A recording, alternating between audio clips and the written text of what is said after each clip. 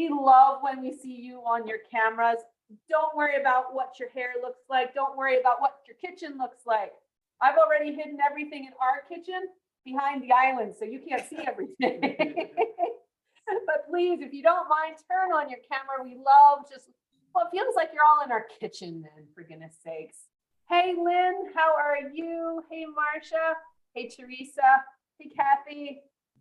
Good to be back and getting ready for cooking with Bunyaad again. I'm gonna wait just a couple more minutes as I see people trying to still get their sound navigated.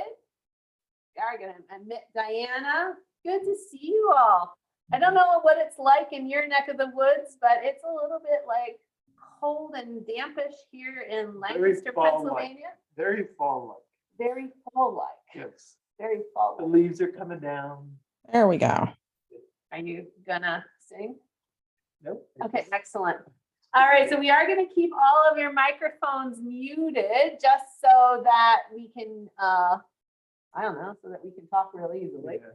But if you do have a question, or if you just, I don't know, feel like you need to get up and start singing, make certain to take it off and mute. So, and we have someone new joining us today, our new camera person, the amazing wizard behind the TV screen, Laura. You'll see her a little bit later once we're less worried about moving the cameras. But so we're glad to see you all here. I'm Jenny. And I'm Yusuf. Who are you again? Yusuf. And we are with Bunyaad, a trade rug company that works with over 850 families throughout 100 villages in Pakistan. After spending over 38 as the Bunyaad Rug Room at 10,000 villages in Ephrata, almost how many? What's I said? 38. Okay. Yeah, you're officially old. Yeah. Okay, all right. As long as Well, we were not there the well, no, but almost. But anyway, you're getting off track.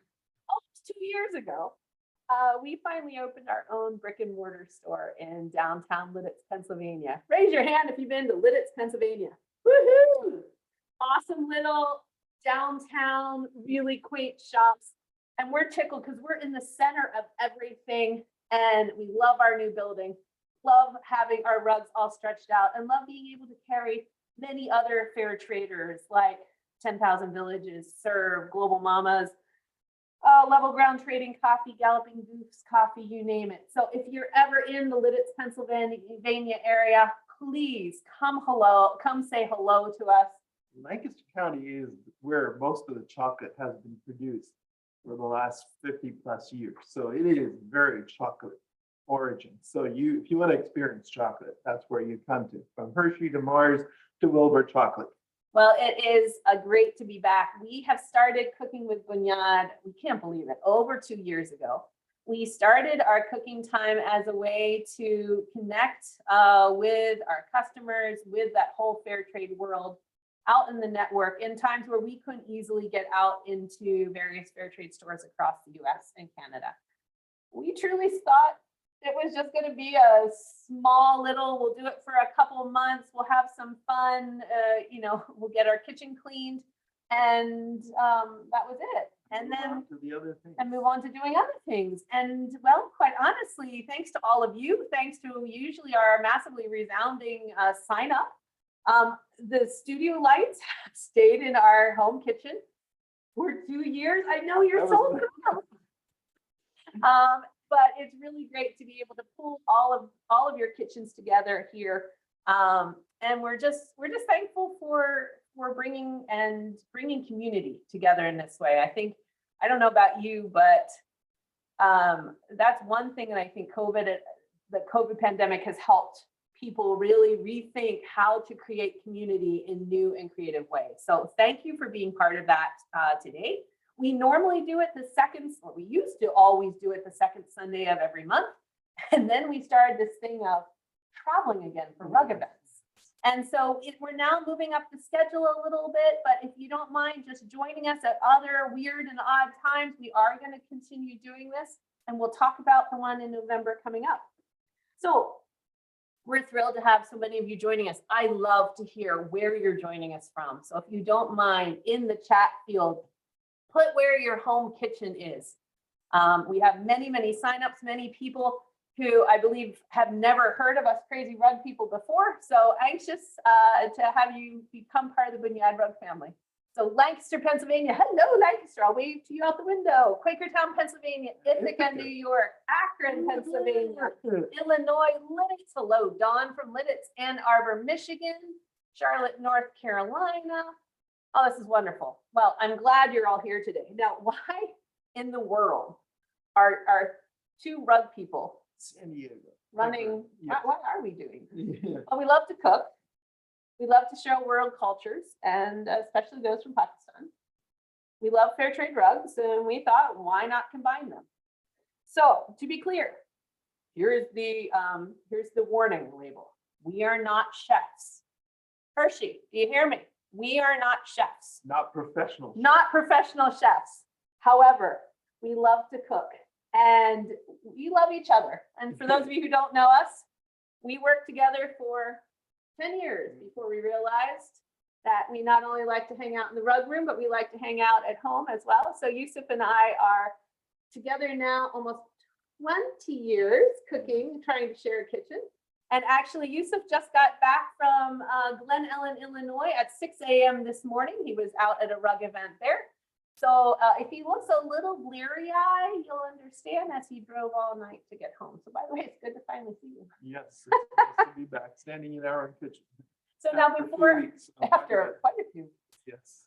So before I begin, I do want to thank all the various fair trade friends that helped to promote today's cooking.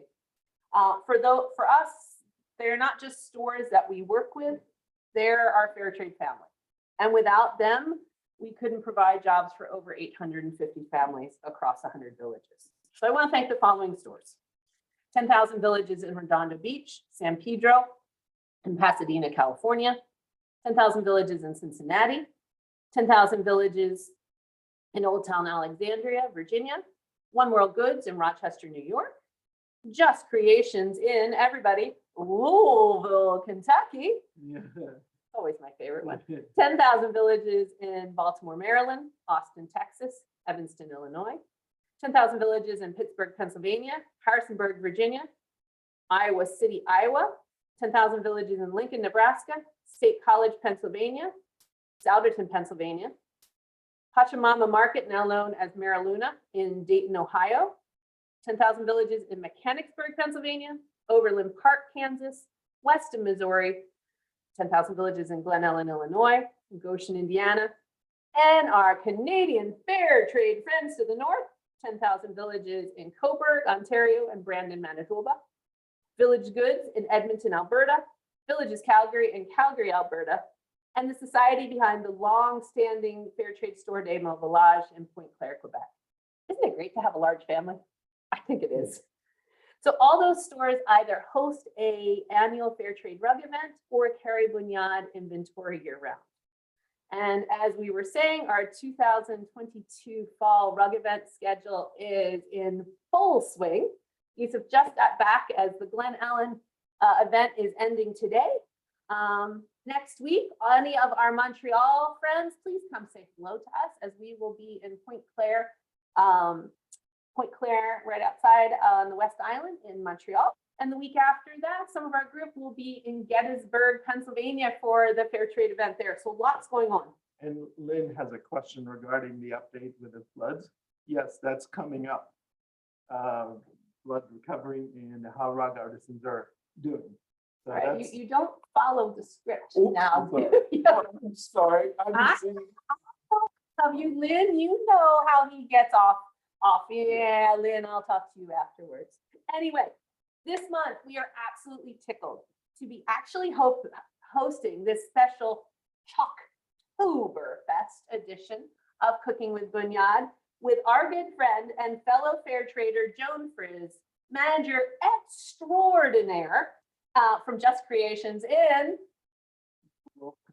what is it? ooh, So she's going to be cooking with us from her home kitchen while telling us a lot more about fair trade chocolate. So let's just go say hello to Joan. Hey, Joan. Well, you're still on mute, Miss Joan. I know. there you I go. said, hey, Jenny. Hi, Yusuf. And you're from, again, let's hear you say it. You're living right now in. Louisville, Kentucky. All right, everybody, you heard the official pronunciation of Louisville. Thank you so much. All right, back over to our kitchen. So this month, we're gonna go straight to everyone's happy place, chocolate. That chocolatey sweet land of chocolate crepes filled with the homemade goodness of hot fudge. This is not a low-cal, so if anyone's here thinking that there is a way to make this sugar-free, I'm sorry, you're in the wrong class. That's next week. That's next month. But this recipe is wholeheartedly approved by our French friends that we actually met in Kazakhstan. Both of them live in central France, one in Tours and one in Monterey-Fauillon. And our friend Fabienne actually gave us this recipe, and we just made it a little bit more chocolatey with some fair trade chocolate. So let's get to making our hot fudge first. And I see quite a few of you are cooking along with us. That's fantastic. For those of you that don't have your cameras on, do you want to like raise your little thumb, finger, whatever, just so if I can see if you're cooking along with me today? And that's just helpful so that I know if I'm moving too fast, how many people I should check in. So cooking along with me today, thumb. All right, excellent. Gives me a great idea. Thank you. So this hot fudge is ridiculously simple. I'll be honest with you, we sometimes make it, well, based off of our attire. Yeah. I guess we could probably say we make it more than we should. But a few simple ways to make it. So get yourself a nice, it's a heavier bottom saucepan. I like fiberware because that's what my parents always used. And I really, really do like it. So in your sauce pot, this is a 3-quart. You could go smaller than that. I do like it a little bit bigger because the other very important tool of this is a good whisk. Now, not the crappy whisk that you got for $1.99 at the dollar store, like a good whisk, one that you can almost turn into like a musical instrument. Okay, I won't do that now. So the whisk is the key to this because it's basically helping you to emulsify everything together so you get rid of any graininess. It's also really important because you want to keep it moving while it's cooking to really blend together all the ingredients so it's extra creamy. So on to, if we can have the down camera, in our saucepan, we are going to add 1 stick of butter. I use salted butter because quite honestly, that's what I have in the house. You could use unsalted. I like salted butter because I really think that salt is needed to set off the chocolate. Yes, of course, you could add your own. But again, this is pulling from what I have in my kitchen. I've turned on the stove to about medium to medium high. All right, so we're going to start melting that butter. Meanwhile, we're going to add 1 cup of heavy whipping cream. Now, if you do not have heavy whipping cream, don't fret. I'll tell you a little story about our Lidditz chocolate walk coming up. But let's just say I thought I bought heavy whipping cream and I actually bought half and half. Half and half will work just as well. It just won't be as thick of a hot fudge, but it will be just as tasty. So if that's what you have, go ahead and use it. No, you cannot use, could you use milk? Nah, I don't think so. I think you definitely want some good amount of cream. So I like heavy whipping cream best. If not, you can use half. So to that, and this is really a true, like, dump everything in and cook. You want to take 1 cup of, let's be clear, folks, this is not only because it's fair trade, it is because it is the best cocoa I have ever cooked with. So it's Equal Exchange baking cocoa. Divine Chocolate also has a very wonderful baking cocoa. And for my Canadians out there, Coco Camino, a fair trader out of Canada, has an amazing variety as well. So I'm using Equal Exchange baking cocoa. I'm taking 1 cup of it, adding it into my mixture. Continually stirring. And I'm going to add 1 cup of sugar. Pamela, that's a great question. Condensed or evaporated milk, could we use it? Probably. If you would use condensed milk, I would say definitely eliminate the sugar. Evaporated milk, trying to understand when you really use evaporated milk. I would say you definitely could use condensed milk. I'm not so certain about evaporated. I did learn today a lesson about the cream content. When you go whipped cream, heavy whipping cream versus what? So it's between from 17% up to 36%. That's how it changes. Is that what took you so long at the grocery store? Yes. All right, so I have everything in there. And then here's where, this is normally a recipe we make in the evenings when our kid goes, Mom, I'm really hungry for something bad for us and tasty. And I say, okay, well, let's make hot fudge, but you're in charge of stirring it. So the big part about this is you want to stir and stir and whisk and stir. How many tablespoons of butter? It would be 8 tablespoons to a stick of butter. And you're going to ask me, how much does that weigh? That's an excellent question. I do forget, but it's 8 tablespoons of butter. So, hey, Yusuf, you're amazing at whisking.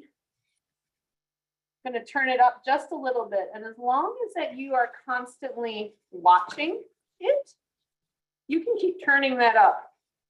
Now, what's our goal? Our goal is to bring this to a boil. All right. Bring it to a slight boil.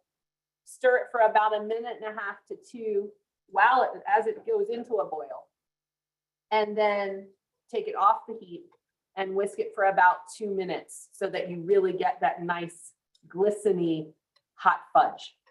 Now, if you were going to make any of our spiced up versions, in our recipe book or in our recipe sheet, we had Pakistani Indian hot fudge. We had the kicking it up hot fudge with chili powder. We had the ginger hot chocolate. If you're going to do any of that, there's 2 ways. All right. One way that you can do it is as you're adding the sugar and the cocoa powder, you could add your spices there. I'll be honest with you though, then you're committing to making all of that hot fudge into one flavor. The other night, I couldn't commit. And so I waited until my batch of hot fudge was done. I poured a little bit into each container and then mixed my spices in after the fact. Now you want to mix it in while your mixture is still hot, okay? That's a must. If you mix the spices in now while he's so expertly still cooking it, you obviously have had a job. Whoa, you brought it to a boil. Wait, Yes. okay, so turn down. All right. What, that really boils good. All right. So Yusuf, what magic are you doing over there? I know, it's just maybe, All right. it's actually starting to get a little too hot. All right. So yeah, I was gonna say, turn that down back to medium. That's odd. Usually takes me about 10 minutes. You just like have super fuel. It must be the energy. Yeah. Okay, sure. The energy. So at that point, actually, you want to turn it. If yours comes to a really fast rolling boil, you want to turn it down. You really just want a little bit of bubble, and stir it really well for about another minute. Yusuf, total of 2 minutes. Turn off your heat at that point, and then whip it for 2 minutes. Totally glistening. All right. So where was I? If you're adding spices, add your spices either as you're adding your cocoa powder, or if you just can't decide and you want to make some ginger hot fudge and you want to make some with chili powder, or you want to make this Pakistani Indian hot fudge, of which the amazing garam masala queen who just flew in with garam masala. Garam masala? Right. Yay, thank you. Don't laugh. How many of you are familiar with garam masala? So garam masala is a lovely mix of spices.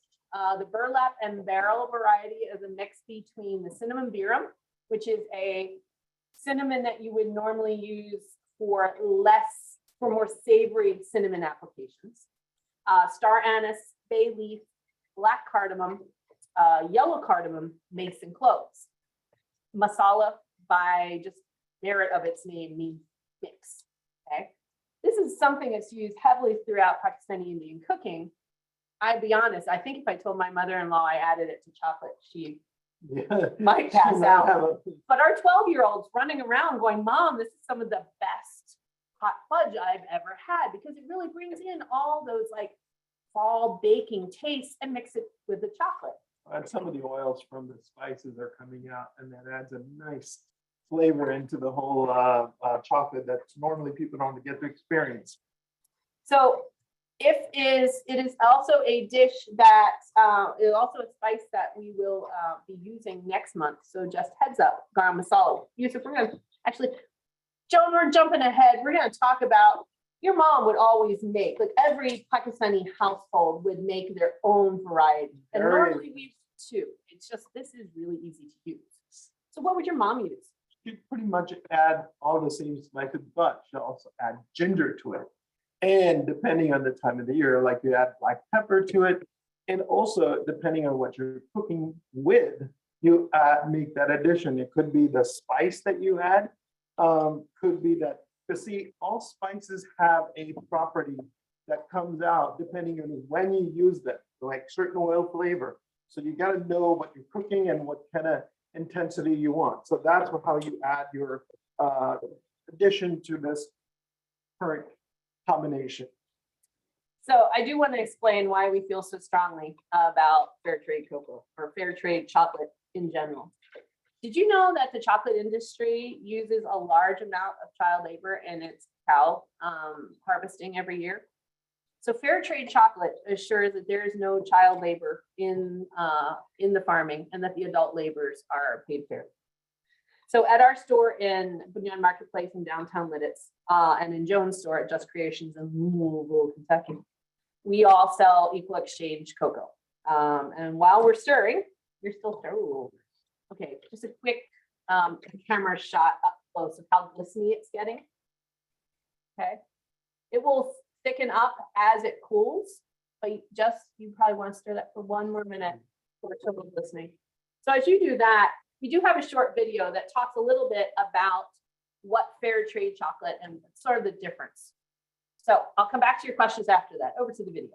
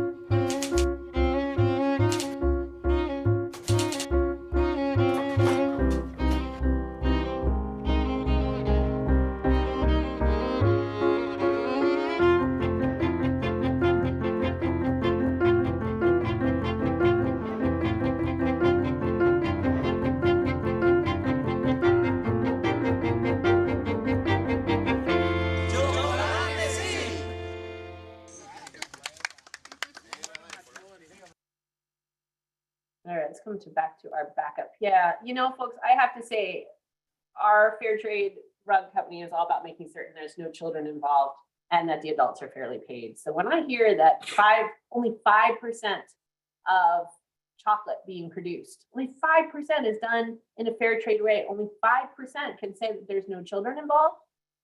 Dear Lord, if chocolate's supposed to taste good, watching kids go to work and not to school does not taste good to me. So I think for me, I don't need to hear anymore. That's why you will only find fair trade chocolate in our house. But there's a lot more I just want you to know about. Not only does it taste amazing, I would like you to hear it. And Joan is going to tell us as we get our next thing set up. Joan, tell us some more about some fair trade chocolate. Over to your kitchen.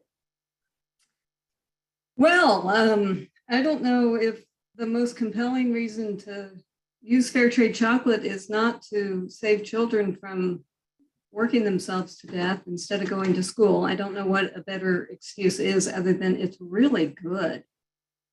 It's the best chocolate I've ever had. At Just Creations, we carry 2 lines of chocolate. We have Equal Exchange and we have Divine Chocolate. And I did a little research this week. That's why they're open packages. Oh, really? Well, it's a professional development thing. Of course, of course. One of the great things about fair trade is the principle of transparency, and that's like sharing openly how people are working, how they're being paid, and educating about fair trade. So you buy a fair trade chocolate bar, you get an education too. So on the packaging. So I had to do a little research for my chocolate this week. So like everyone in the world, climate change is threatening the livelihoods of cocoa farmers. And so there are some initiatives that Divine Chocolate is taking to help mitigate some of that. So planting trees is very important to cocoa growing because cocoa needs to grow in a shady area. So they have an initiative to plant 90,000 trees in Ghana. One of the great things about Divine Chocolate is that it is majority owned by the cocoa farmers themselves. So this is a great benefit for additional benefits for the farmers. They have board representation, they receive dividends from their co-ownership, in addition to the minimum fair trade price. So they are working with Grow Ahead to plant 10,000 trees just with the Kuapa Cocoa Cooperative. That is the largest fair trade cocoa cooperative that is the co-owners of Divine. Other challenges and threats to the cocoa industry is the multinational corporations that control the food industry, and then fair washing. That is the watering down of fair trade standards so that there are more profits generated by larger companies. There are some larger, more conventional cocoa or chocolate companies that have dabbled in fair trade. The difference I like to draw with what we do is the difference of being a dabbler and a fully committed fair trader. So the fully committed fair trade businesses generally consent to a third-party verification process so that whether it's fair trade or as a B Corp or organic certification, then they are externally audited so that what they say they're doing is confirmed for consumers like us. And we can be assured that fair trade practices are taking place. There are some conventional chocolate companies that shall remain nameless who have committed to being 100% certified at a certain period of time. One of them made this commitment in 2012 that they would be 100% certified by 2020. What they wanted to be certified in was not necessarily fair trade. The standards were not as high, so that the certification that they sought did not assure fair wages. It did not assure a minimum price guarantee for the farmers. And it also didn't help necessarily with the child labor problem that exists. Well, and Joan, how many, I mean, I think one thing for me is that Divine Chocolate, Equal Exchange have so many different options that I don't feel the need to look anyplace else to try to find. I mean, Divine has like 1 million bars and Equal Exchange has 1 million bars. Yeah, come to Just Creations. We have 24 different chocolate bars that you can choose from. If you can't find something, from your very basic milk chocolate to the most extreme 92% dark chocolate and everything in between with fruit and nuts and all manner of goodness mixed in with them. If you can't, Joan, what's your favorite?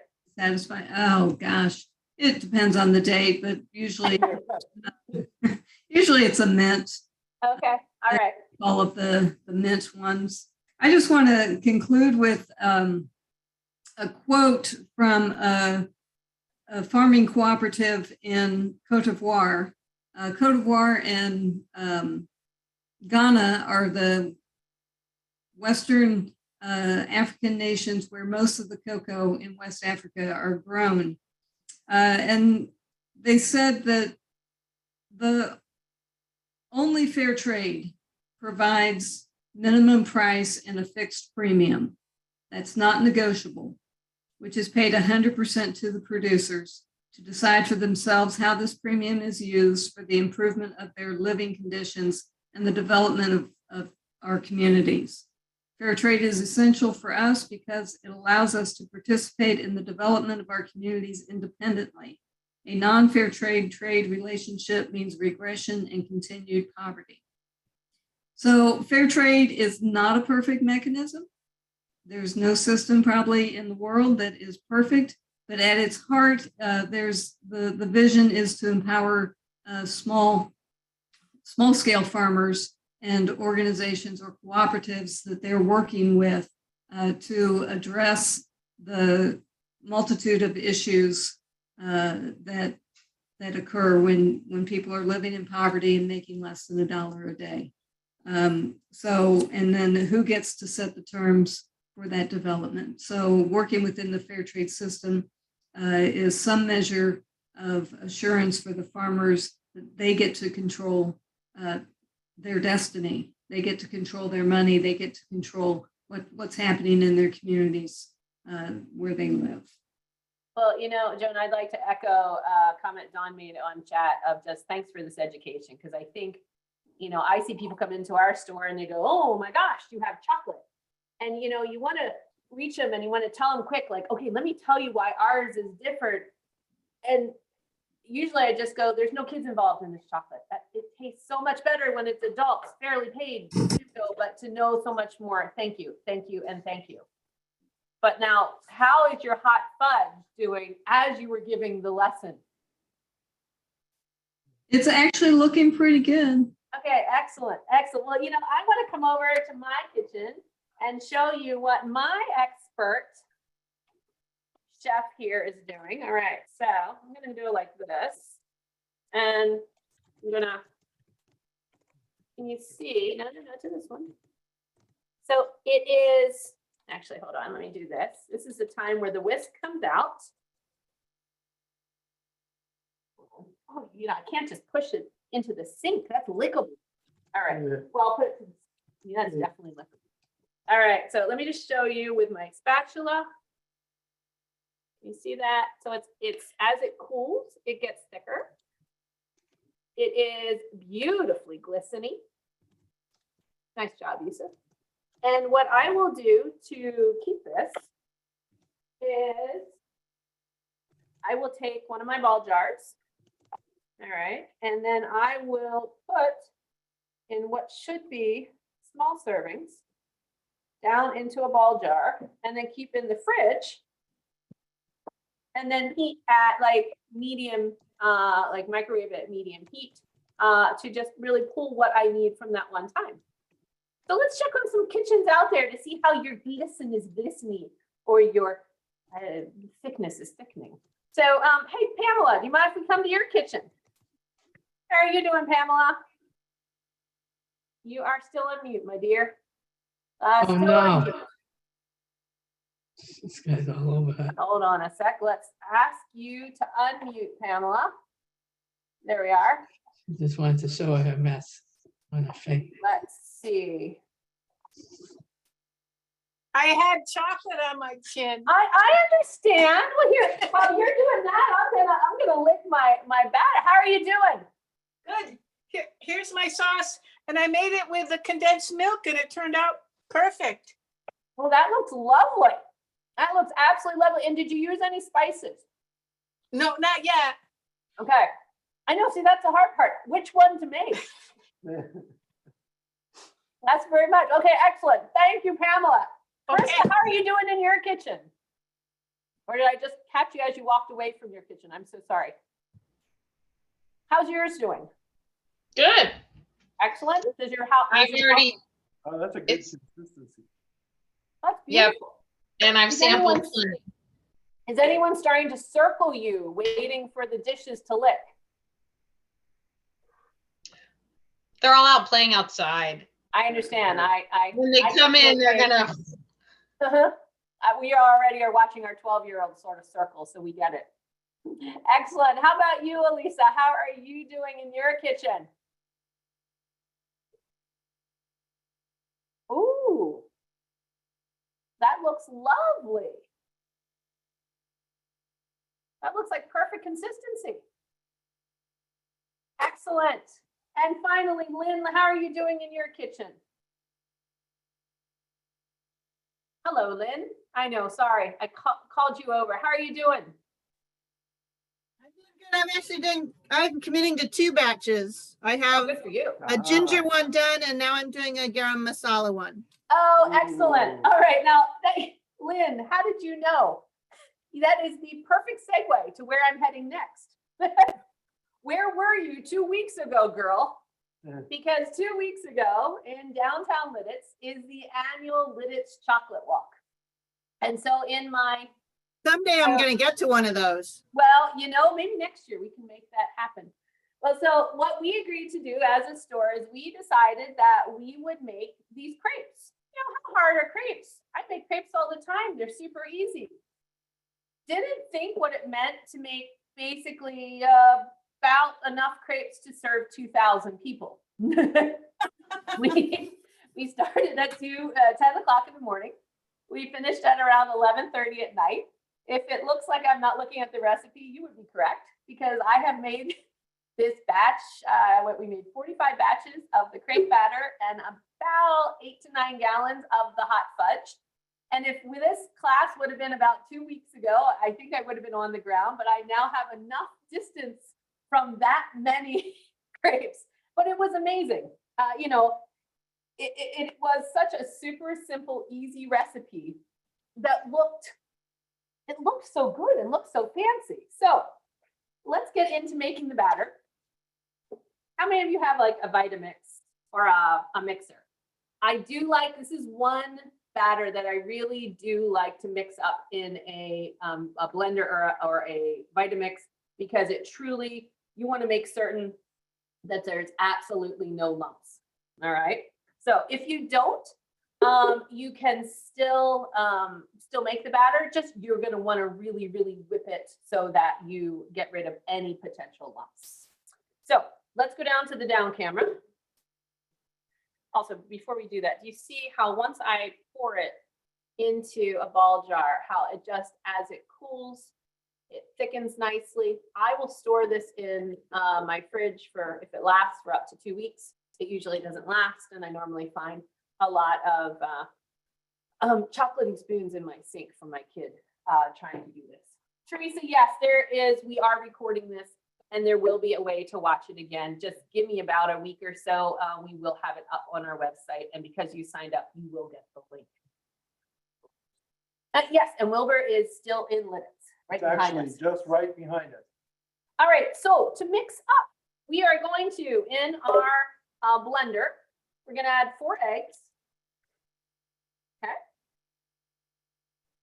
We are going to add, and I usually like to add my liquids down in first. I won't tell you I always did that when I was making the 80 million gazillion batches of it, but I like it because it helps to emulsify things a lot faster. So to that, I'm gonna add 2 1/4 cup of milk. What type of milk? Doesn't matter. I think right now we have whole milk, but you could use non-fat, you could use reduced fat. Going to use, I can do that. I melted down 4 tablespoons of butter. I'm going to mix that in. I believe that was not quite as melty as it should be.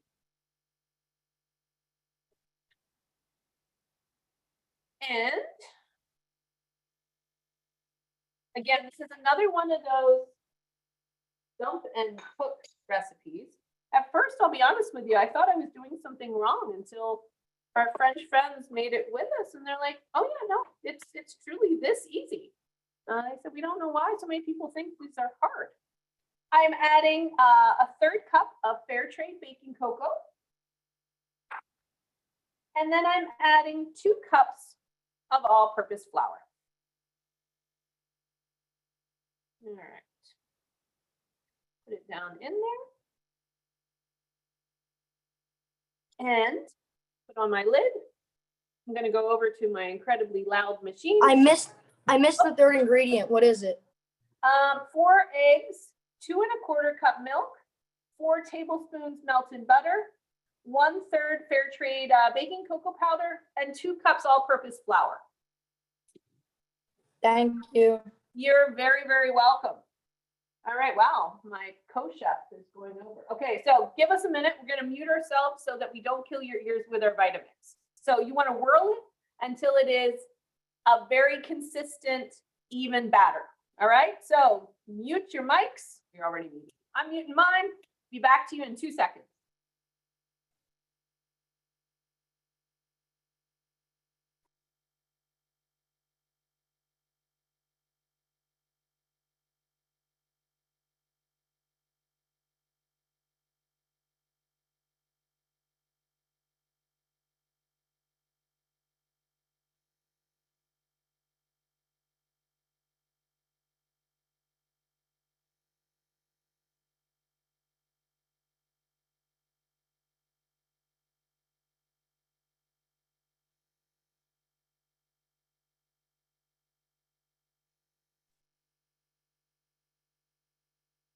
Yes, Dawn, the melted butter was actually cool. Dawn, I actually did something ahead of time. Normally I would be, melting it as we're talking, but somehow it's been a calm afternoon here at home.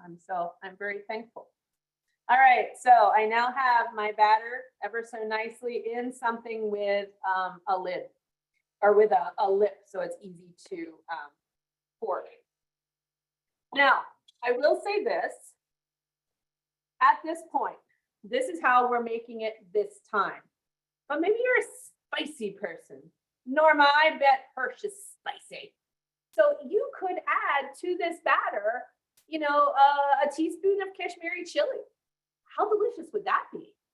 Or maybe some minty fresh bread. Add some of your Frady's fresh mint to it and whirl it up. So truly, you can play around with this recipe like there's no tomorrow. Or if you want, take out the chocolate altogether, cook it up and put cheese and meat or veg on the inside. You got dinner. But we're staying focused and only making standard chocolate. But just know you can totally play around with this batter. All right. Another thing. Now, I have carried this pan with me more places than my dear husband would like to admit to, because normal people don't carry a pan in their checked bags. I like this. It's a heavy bottom. It's not a fancy one. I think I bought it at Target and I think Sedona because I went to see my brother. My brother has a million children. We were trying to think of something that we could easily make. Yeah, a lot of kids. And so we thought, what can we make that every child can decide? We thought we're going to make crepes. And so I found this really nice heavy bottom nonstick pan. I just like it, period. I know people can make it on cast iron. I don't know how to do that. I like my nonstick. I have it on medium high. And you do want that, I'm going to yell from the other side of the kitchen. You do want that to get hot. Now, you want to get a little bit of butter. And repeat after me. Your first one will not look pretty. All right, let me hear you say it. My first one will not look pretty. It's just a given. No, they'll still taste good, but the first one will not look pretty. All right. So what I'm going to do is I'm just going to quickly brush my pan with butter, really quick. All right. How do you rinse this first? And honestly, until I made enough servings for 2000, I actually never knew how much batter we put in. We put about a third cup of batter for a 10-inch pan. All right, I'm going to eyeball it. Take that much, swirl it around until the entire bottom has a nice thin layer. Everyone see that? A nice thin layer of batter.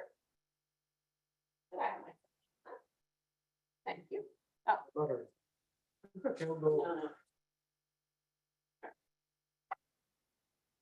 All right, and as you can see, it's beginning to cook. You begin to pull away here at the sides. Now again, Yusuf, what do we know about our first one? It will taste great.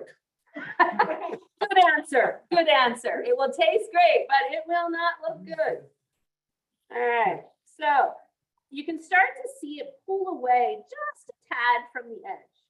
When you see that, you'll also sometimes see it begin to like, oh, I have like little cooked bubbles here. Time to flip. Get your spatula, push it over to the other side. Other side doesn't take quite as long. As you see, it is multicolored, sort of funky, looks a little greasy in the one area. It's actually not as bad as some of my other first ones can look. Okay, we'll cook it about 30 seconds on the second side. And 5, 4, 3, 2, 1. And we'll slide it over here on one of my favorite hand-painted Tunisian plates. And yes, of course, we sell those at the store, but I stole this one.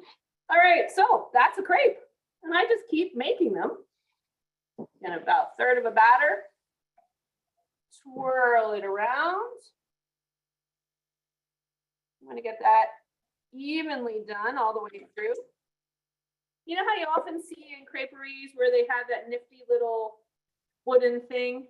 It makes sense. I'm not gifted at it. And I asked our French friends, like, do you need it? And they're like, no, we twirl anytime, all the time. The biggest thing is you want a nice, consistent, even layer. If you find your batter is a little too thick, maybe you put extra flour in, just thin it down a little bit with milk. Okay, again, this one is turning out much better already. You can see it starting to pull away from the edge. All right, I'm gonna flip that one. Oh, that is beautiful. See how it's nice, more of a nice golden brown? Everyone see that? Voila, voila. Now, I'll be honest with you, you know, as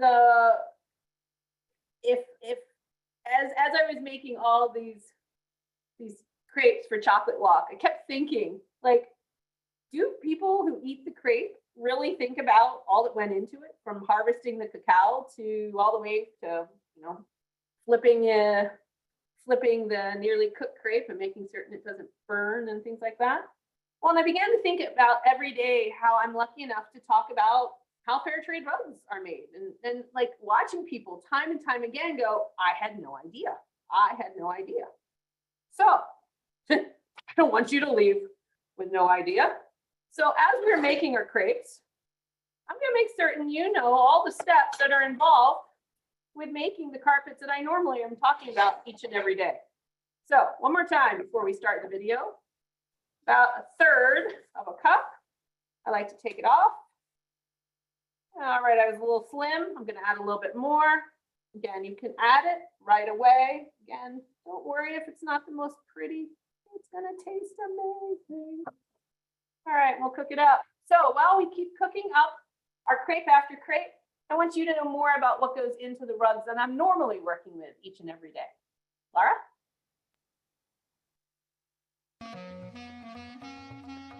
A hand-knot Bunyaad rug goes through many hands and many steps.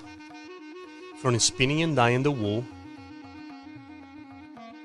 to designing, painting, and translate the rug design into a written system called talon, allowing the artisans to read the correct amount of knots and collars to tie into a rug. They start by setting up the loom with vertical threads called a warp. Artisans will then work on the rug, putting one knot at a time, creating rugs with hundreds of knots per square inch. One of these rugs can take up to a year and a half to complete. Generally, one artisan will call out the design to everyone working on the loom, in an amazing synchronized knotting flow.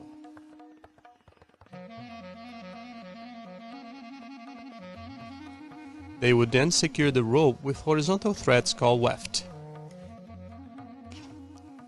and pack each row pile with a comb-like tool called the bunyaad. The rug is then cut off the loom and taken for cleaning. First, torching the back of the rug to get rid of the wool fuzz, and then washed several times with soap and bleach.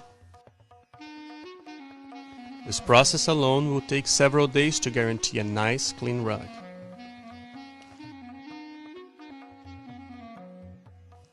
During the finishing process, the rug is sheared to its desired length and checked to assure its quality and look. This process includes blocking, stretching, and applying neem on the back of the rug, moth-proofing it for life.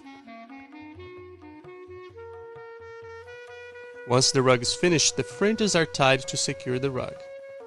A quality rug can be made anywhere by anyone, but it takes time, quality materials, and skilled adult hands. Fair trade puts all of this together, improving artisans' lives and bringing high-quality crafts to your home.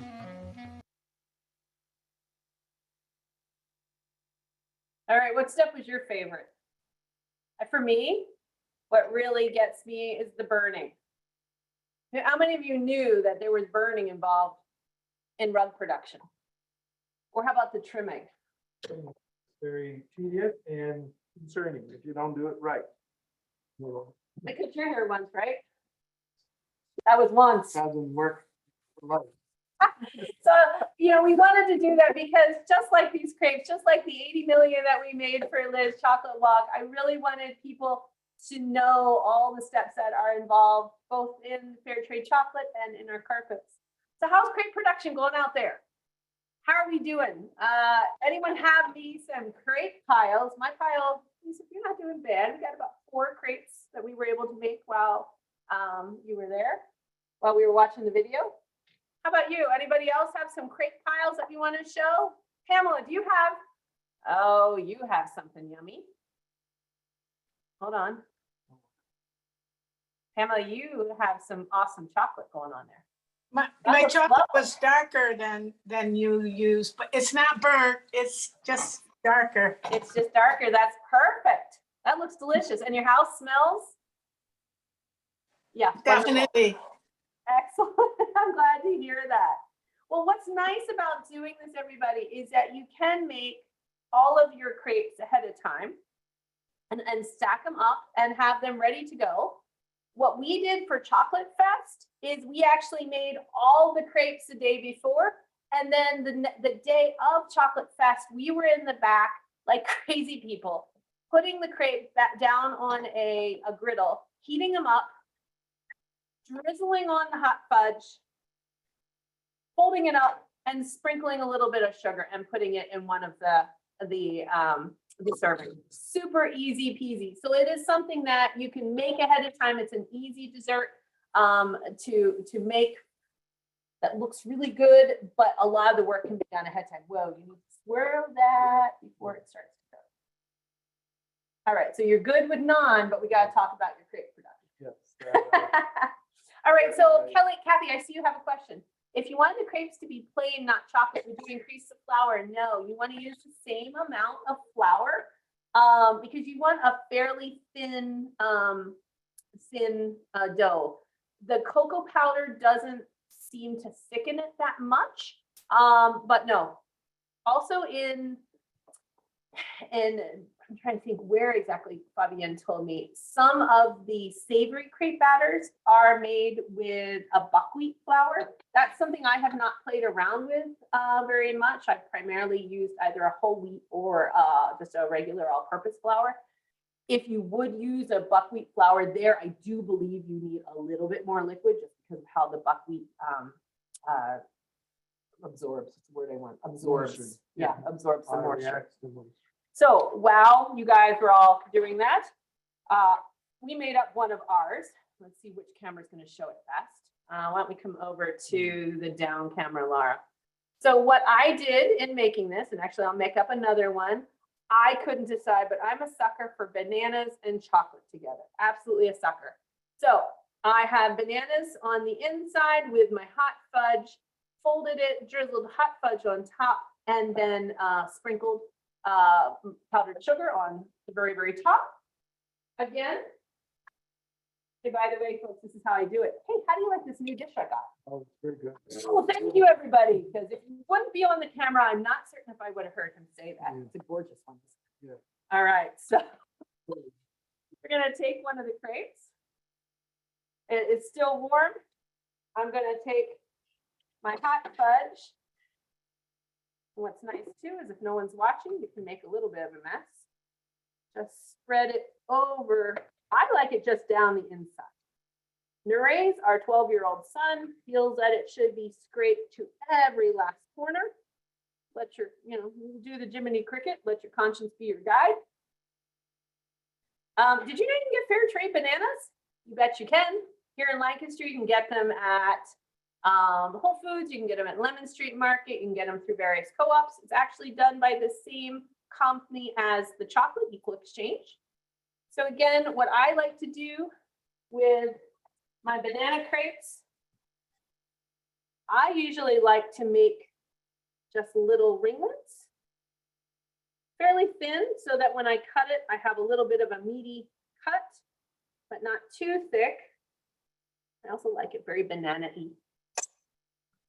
Hold it up like this and like this. Drizzle a little bit. Whoops, lost my spoon down in there. Drizzle a little bit of chocolate. To help seal the. Seal the deal. All right. And a little bit of powdered sugar. Oops, sorry, sweetie. You need to drop it. All right, not me. Whoa. Sorry. Okay, that's all right. Turn this off. All right, so. Anyone hungry? We have another one.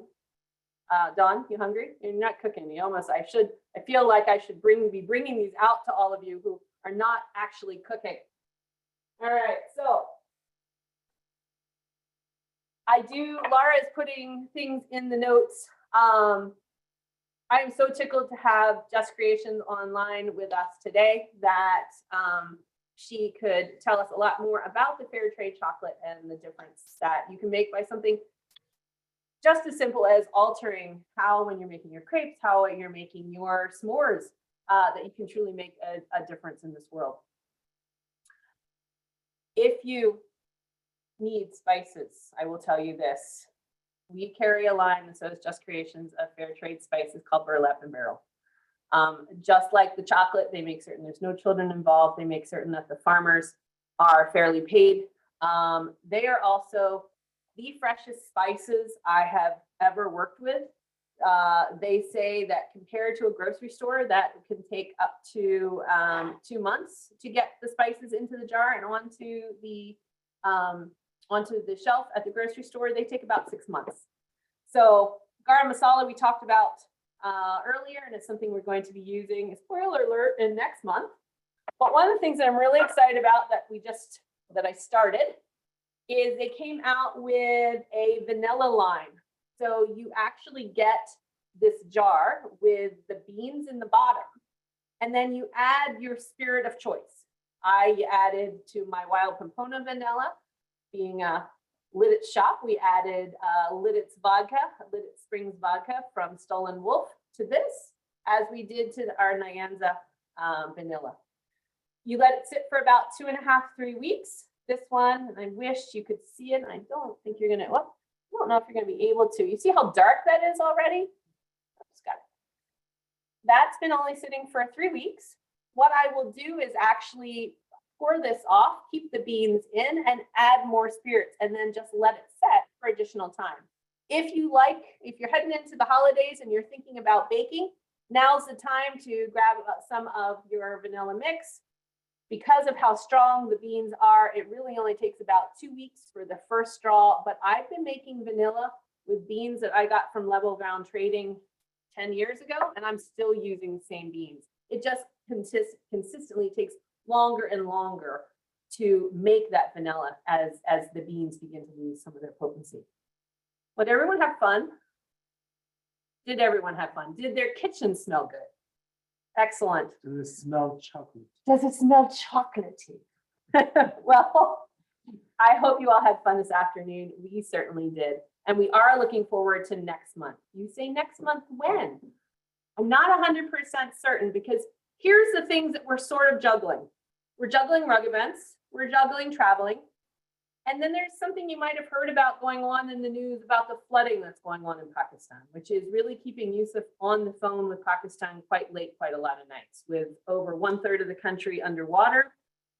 We have a lot of artisans that are affected. Yusuf, could you just very briefly, we'll be releasing an update on our blog and also in a follow-up email very shortly, but just very briefly explain what you found out overnight. So a couple of days ago, we basically finally are seeing people sending us videos, images, because all communication has been down. You can't get to any place. We've been asked to stay away from those areas, and there's also the more waterborne diseases, and so the main issue is can't get there and all those things. It's going to take a very long time to recovery. Artisans or any people in Pakistan have never experienced a three months long flooding. That is the first time. It is hard to believe. The other day, the images, video, and footage we got were actually people getting to their own places for the first time. So just to give you an idea, the house that we saw was 10 foot underwater. The whole neighborhood, even the street, still had sludge and water there. So people will be getting in, and the big problem right now they're facing is winter is upon them. Some areas actually do experience a lot of snow. So this is a very concerning time. So the needs are very different. We're working with the organizations, trying to see how we can partner with for health issues and for basic things like water and basic medicine. So those are like first thing, and then eventually the long-term recovery is getting back to work. And that's what artisans constantly ask for. When can they put the loom back and so they can get their life back to normal, so somewhat normal. So it is there's a lot to be done, and we don't know how long the road to recovery is going to be, especially after pandemic.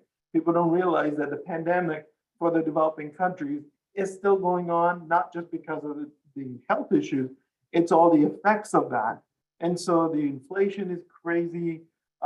Here in this country, people touch 8-9% inflation. Everybody was up in arms. In that part of the world, people have experienced up to like between 24-25%, up to 40% inflation.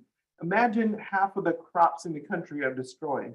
And so this is going to take a long time, and this has been unusual circumstances. So as we go forward, as we're able to connect with the artisans and the communities we work with, we'll have more updates. This is like a first time that we can't even get there. Normally it takes within 10 days, you're there. Within a month, you start doing the next thing that you need to do. So there will be updates coming in the future. Thank you. Thank you. It seems so very weird for me now to follow up with, take a picture of your crepe and post it on social media, hashtag cooking with Bunyaad. But in all seriousness, you know, we do this so that more people can know the importance of fair trade, so that more people are aware of the strength that their dollar has in really voting for the world that they wish to see. So with that said, take a picture of your crepe, hashtag it cooking with Bunyaad, tell your friends. We'll be doing this next month. Oh, Krista, those are gorgeous. Can we see Krista's kitchen quickly? I mean, Pamela doesn't have anything to show anymore. She's eaten it almost. Oh, Krista, they're gorgeous. And now the kids come running. Yes, now the kids come running. Well, excellent. Well, we look forward to seeing you next week. We will be making the recipe reveal probably in this next week. It is something savory, I will tell you that. And it is something that can be a perfect main dish for your upcoming holidays, but can also be a perfect side dish for your upcoming holidays. So grab your garam masala, hold that thought, and we'll see you next month. Thanks so much, everyone. Until later, goodbye and Khuda Hafiz. Khuda Hafiz.